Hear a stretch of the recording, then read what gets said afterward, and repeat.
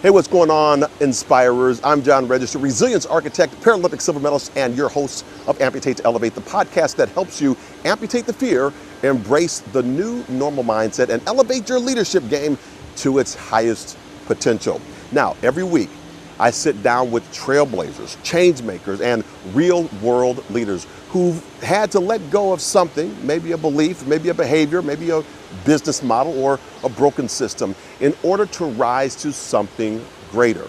This show is for you if you're leading through uncertainty, if you are building something new or wondering what it's going to take to break through to your next barrier. You got to do it. You just have to elevate. That's why we're here for you. And today's guest, well, let's just say you're going to want to grab another notebook. So when I asked the opening question to her, what did you have to amputate in order to elevate? Her response stopped me dead in my tracks. You'll hear a shift in mindset that every executive, every entrepreneur, every purpose-driven performer, every person that's going through high-stakes transition is going to want to elevate from a place of power and not pressure. But before we dive in, if this show sparks something in you, helps you level up, or makes you say, oh, I needed that, then do me a solid. Like the show, subscribe, and share it with someone who you know needs to hear this message. And then follow us for more weekly insights from voices that elevate. All right, so let's get into it. So let me introduce you to the woman behind the mindset shift, Vered Kogan. Vered Kogan is a master of helping people navigate change. She's the founder of the Momentum Institute, a certified resilience and mindset coach, and one of the most thoughtful facilitators I've ever encountered. Vered works with executives, teams, and entrepreneurs to help them unlock their flow state, dissolve inner resistance, and lead through uncertainty with clarity and confidence. What sets her apart? It's not just the tools, it's how she embodies them. She lives what she teaches, and when you hear her speak, you're gonna feel it. Whether you're building a company, shifting a culture, or wrestling with that voice that says, yeah, I'm not sure I can. Vered's insights are the compass you didn't know that you needed. So let's jump on in.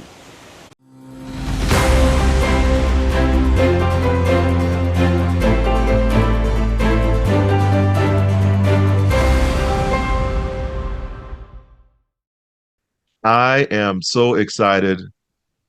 Vered Kogan, this woman is so amazing. I had a chance to meet her at our mastermind when we were in Minneapolis, Minnesota. So we're assigned the same group, and we had just a great conversation. And I really loved her energy and everything she was putting out for our entire group. Just sat back so reserved, but when she spoke, the power that came from this woman, holy cow. So hold on to your seats right now. We're going to get right into this. Vered, tell me what it is that you had to amputate in order to elevate to your success. There have been many beliefs over the years, self-defeating beliefs over the years that I have worked on releasing and transforming. And I think that one of the biggest ones was a belief of I can't do it, or some version of that. It's not available to me. Maybe others can do it, but not me. And I truly believe that I have transformed that.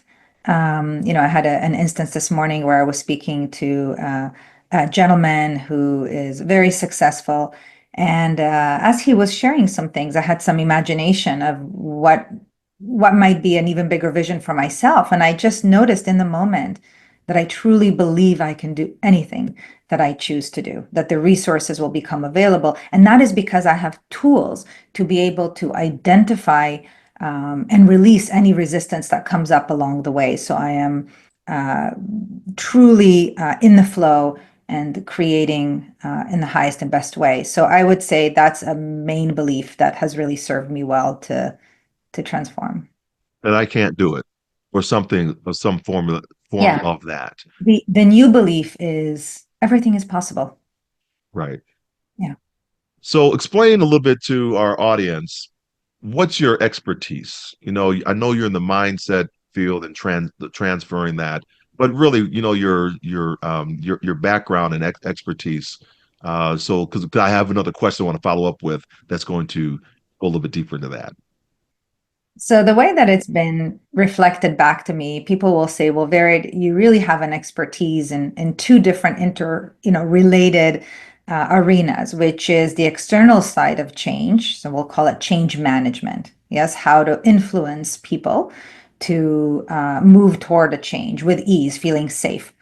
And I also have an expertise on the inner side of change. So, highly trained, highly experienced in helping individuals identify what is that friction from the inside out, and very rapid transformational tools for releasing these unconscious patterns.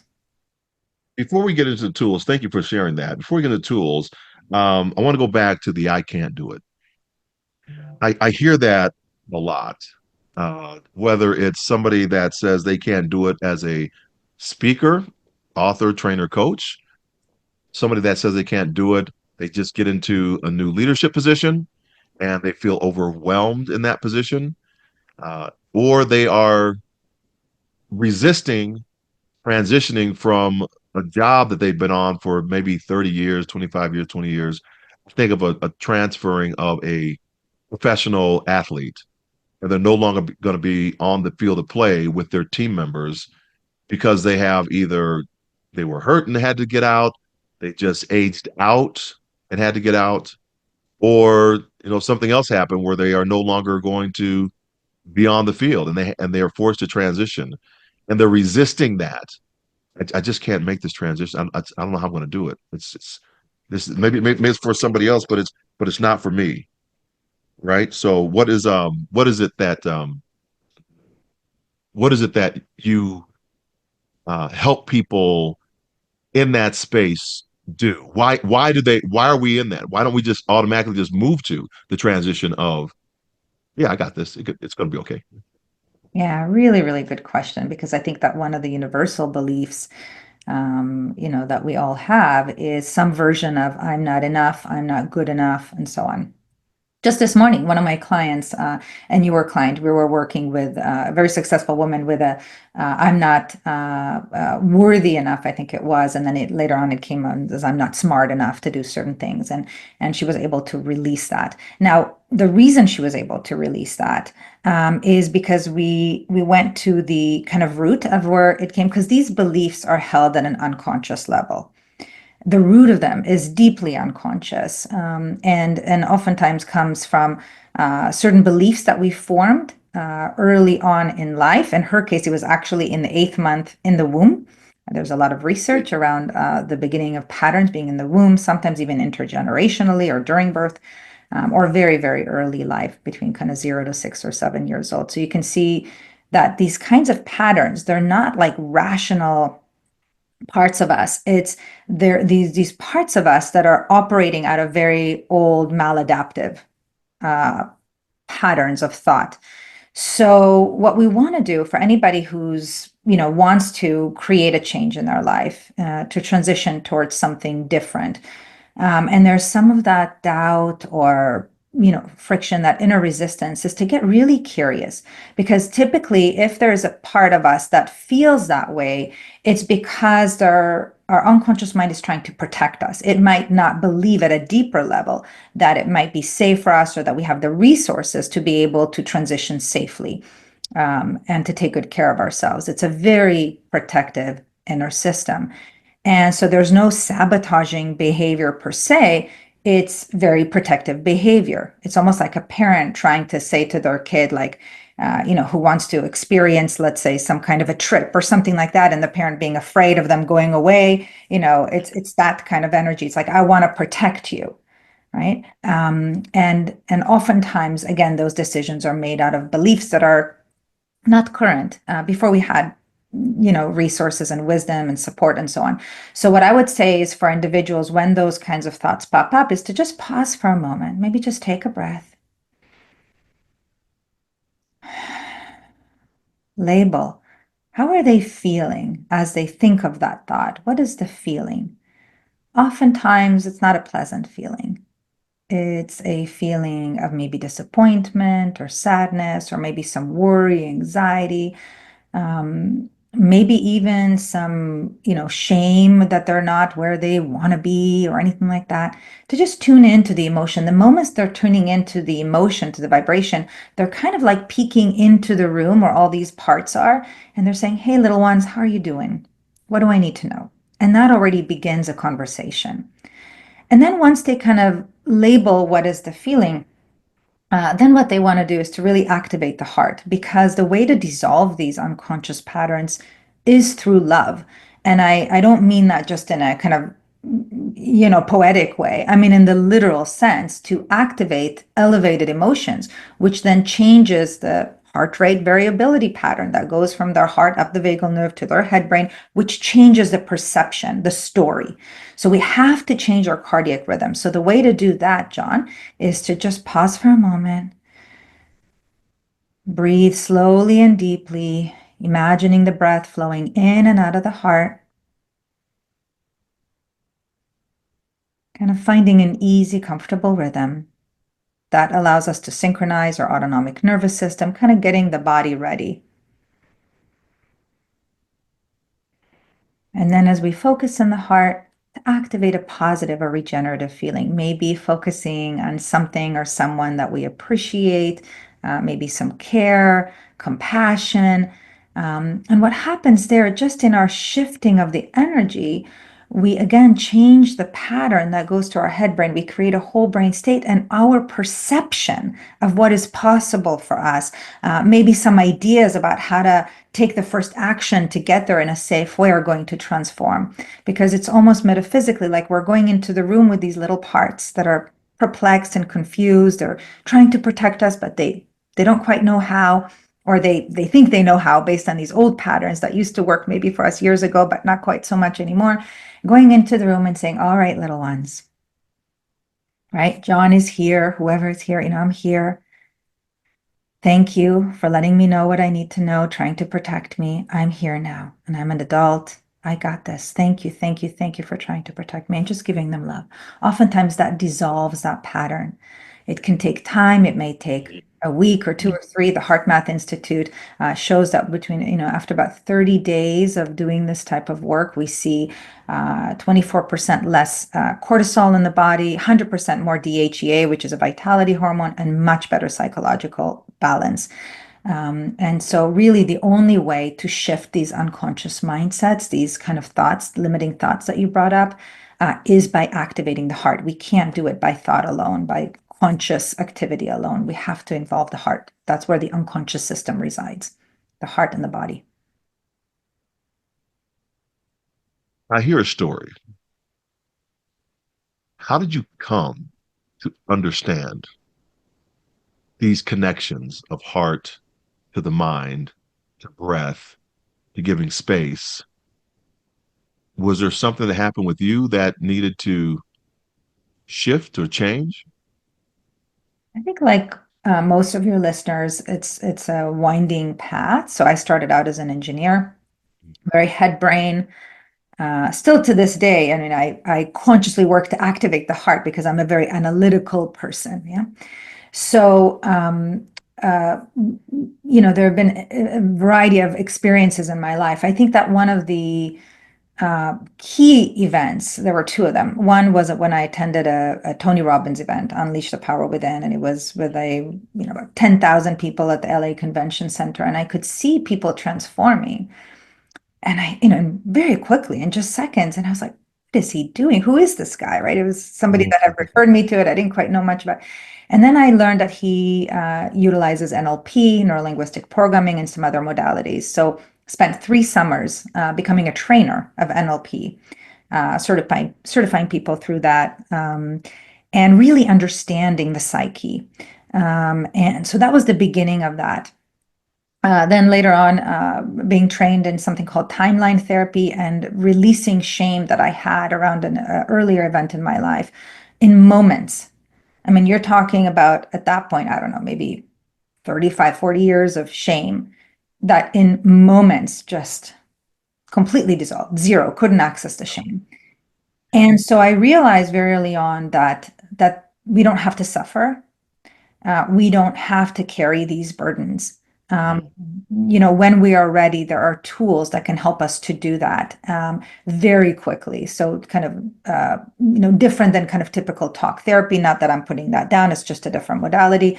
I'm talking to be able to shift a belief like the client this morning. In about 20 minutes, she released the not good enough, not worthy enough, not smart enough set of beliefs. Yeah, that's fascinating. And I've always, without understanding all the science behind it, knowing that there is a way to release people very quickly. Um, because there are a few people like in the speaker industry that say you can't do that. I mean, it's you're not going to change anybody, transform anybody in an hour. But I see it. I see it happen. And I get letters back, right, or emails back that say, what you said, I went and started activating on, I put into practice, and now I'm totally shifted, transformed. And I don't know what I'm doing. Maybe I'm doing this NLP thing you're talking about, but I don't know. It's I just call it being myself, being vulnerable first, giving a framework of how I think about going through a transition or a hard time of life and my sequence and process by doing that and what I focused on, and then just sharing with them to say you can do the same thing. You don't have to lose a leg, become an amputee to learn my lesson, right? You don't have to go to combat as a veteran to learn what I'm going to teach you. This is something that you can just do right now. And so we put into this kind of this, we put into this framework. And so you've developed a framework, kind of a play framework to enhance resilience. I love the word resilience. I've been playing with this word resilience for a long time. One reason I think is it is the bounce back, so we can, we have something happens to us and we bounce back from it. So I think that's one way to look at it. I think another way to look at it is a way to ask for help and strength when most people would not ask for the help. So that's another way to be resilient. And then third is the silence inside of resilience. So inside of the embedded in the word resilience is the word silence. How do I hear my own voice first before actually moving out? So those are three ways I think about resilience. I would love to understand more about your play framework for resilience. Absolutely. And if it's all right, first, I just kind of want to share a thought about what I sense is happening when you're on stage and people Yeah. are transformed. Yeah. So, Please tell me. so there are different ways to shift beliefs. One of the ways is by seeing somebody who is like you, that you perceive to be like you, who is able to do the impossible, so to speak. Yes, to create lasting, sustainable behavioral change. And then their psyche, their parts that may have some doubt are like, if they were able to do it, then I can too. And it's that evidence that we are giving to these unconscious parts that can ignite that self belief. And then once they have the self belief, then everything comes into play. The universe will deliver opportunities, learnings, events for them to get to where they need to go. So that's a really important role that you play in the world, is really to inspire and give evidence to other people's unconscious mind of what is truly possible. And because you are so personable, you're so down to earth, you're so real. I mean, you are who you are on stage and off stage. That then people can trust you. Their parts can truly, be in sync with you, and and it's pretty magical, right? And everybody who's listening knows that when we have somebody in our life that we truly value their opinion, and they say to us, I believe in you, I see possibilities for you, even when they themselves can't see it yet. That is the ultimate form of love and magic, is to help ignite that belief in them, because then they are limitless. So thank you for doing that for people. Oh, thank you for sharing what I'm doing. So the play framework really works with the idea of we must activate the heart. it really is through love. The essence of who each and every one of us is pure love, what we call the self energy, the true core self. And that part of us has a healing mechanism. Think of placebo effect, right? So our bodies, right, can heal, right? We have the whole pharmacy, so to speak, inside of our own body when we believe that it is possible for us to get better, when we believe that a doctor, a pill, a surgery, whatever it might be, can help us. And it's the same idea here. We can heal any self-defeating patterns, if you will, by befriending them, by being curious and compassionate, rather than judging, shaming ourselves. Because those parts of us actually get very hurt when we do that, because they're here to help us. They don't like it when so what I hear from clients is really that these parts of us that are trying to protect us, even if it manifests as, limiting us from doing things, from being motivated, taking actions, they're doing that in order to help us. So they really value when we get to lean in, open the door, so to speak, and get to hear them out. Because it's just like with humans, right? If there's polarization with anybody, it's the understanding, the curiosity. Oh, now I understand where you're coming from. Now I understand where you're coming from. We really kind of have the same things in mind. We really want the same things. That can depolarize. That can bring people, nations, right, together. So the key here is curiosity. So play is an acronym. P for pause, L for label, A for activate, and Y for yield. So let me go a little bit more specific here. So P is pause. So if I am experiencing what we might call an unpleasant emotion, an unpleasant thought, even a physical sensation of tension or something like that in the body, we at first want to intercept whatever old circuit is being run in our brain. So we want to just pause for a moment, maybe just take a few slow, deep breaths. Kind of make an intention to go inward, a sincere intention to go inward. That doesn't mean that if we're driving, we need to stop driving. If we're eating dinner, we need to stop eating dinner, or leave the meeting or something like that. It's an intention, right? And just kind of that already allows us a little bit of space to be able to get curious about what is going on in our inner system. Because John, our inner system is mirrored out to our outer system. So if there's anything that's out of harmony in our life, in our finances, in our business, in our career, in our relationships, in our health, anything like that, it's because there's something on the inside that is out of harmony, always. So we always want to go inward. And we know this also from the mind-body connection, right? Again, that when people heal certain emotional things, their body can heal, right? There are all kinds of things, to the extreme is spontaneous remissions, right? We know that this is possible. So we want to pause. Then L stands for label. We want to label what is going on in our world. So it could be very simply labeling our emotions. And I say simply in the sense that it is a clear intention, yet it is not very simple for people who have not done that before. And there are many resources out there for people. I mean, we teach, how to label emotions. There are many, emotion wheels and things available, emotion charts, things like that available on the internet for free for people to find. If you put a feelings inventory or that kind of thing, people will see names of emotions, because most of us have not been trained, right? We know the basic ones: sad, mad, glad, right? All of those, but we don't really know kind of the specifics.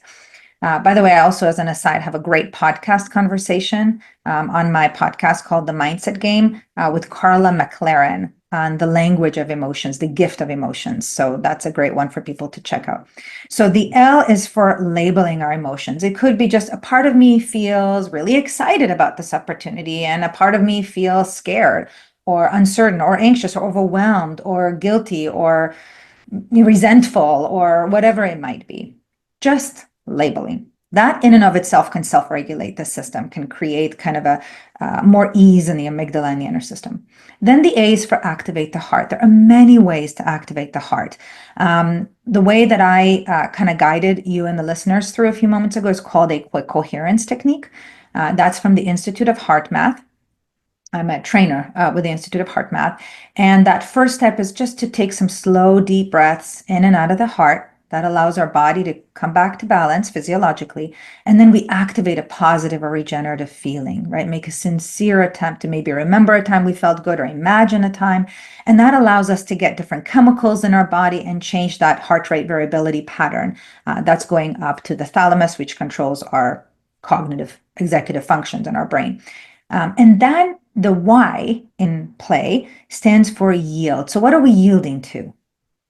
We're yielding to the wisdom of our heart. There is intuitive guidance that is available to us when we're in coherent state and when we ask for that guidance, when we're in that place of silence, right? That's where the resilience come from. We're getting new resources. So when I am coherent, I'm, kind of activated these positive regenerative feelings, then I want to ask myself, right? Ask my heart for guidance. What's the next step here for me? What's most important? What do I need to amputate, so to speak? What do I need to let go of?